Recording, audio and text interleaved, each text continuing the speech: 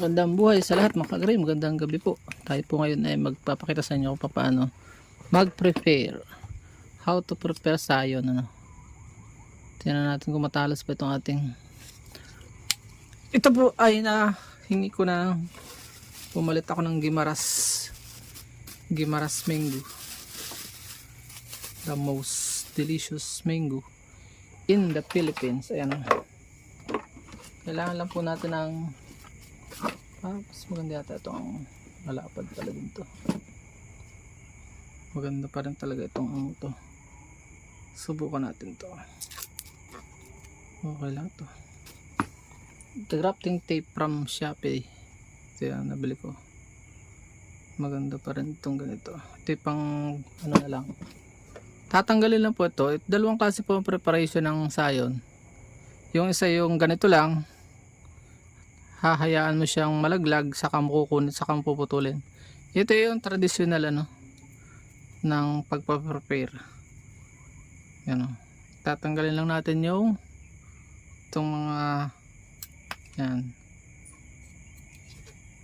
Salungotin natin. Yan. Mas maganda kung sinasalungot Yan.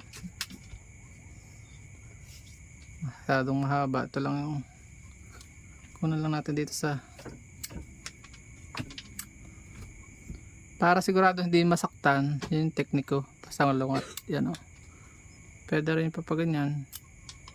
Yung may dudoble ka pa ng effort. Yan ganyan lang. Tapos saka natin babalutan. Didemula ko sa inyo ng ilan. Para hindi masyadong maghaba ang video natin. Yan Ito yung nabili ko din itong badding knife na to sa Shopee. Maganda yung pabaligtad para hindi masugatan. Iwasan natin masugatan ito at baka may infeksyon, magkakapunggos. Yan, pabaligtad na lang ang aking ipapayo sa inyo. Talsikan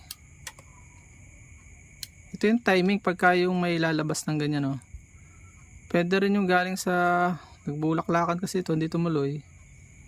Yun, buti na lang may nakilala akong ang hirap makahanap ng ganitong variety na totoong Gimaras. Subukan natin itong malapad. Yan huwag nyong dito tayo magtatapan magtatapas. Okay lang to kung ganito kalapad. Pang sayon. Ganyan siya. Ganyan lang kasimple mga kagre parang nagbabalot ng pagkain. Hindi ko na binabalutan yung ibabaw na yun para madali siyang makalabas. Ibabalik mo lang na konti. Yan. At hinahalta ko na yan papaganyan. Huwag mo siyang ilalak. Huwag mo itatali para madaling kalasin. Kasi pagka yan lagyan mo siya ng seal dyan para dali siyang gano'n mahirap din tanggalin yan Yung iba kinukutsilyo pa.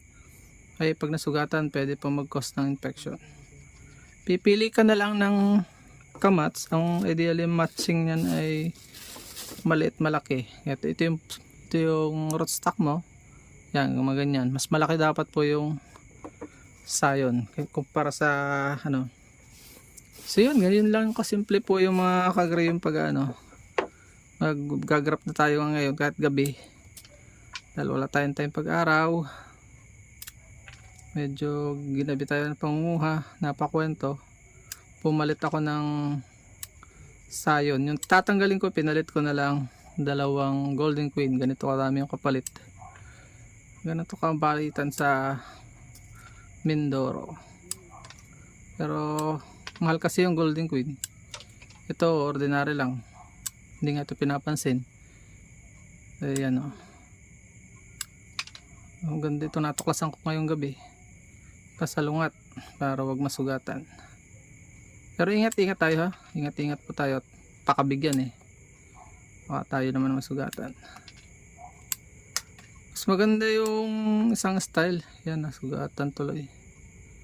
Hindi naman siya susuloy dyan Okay lang yan.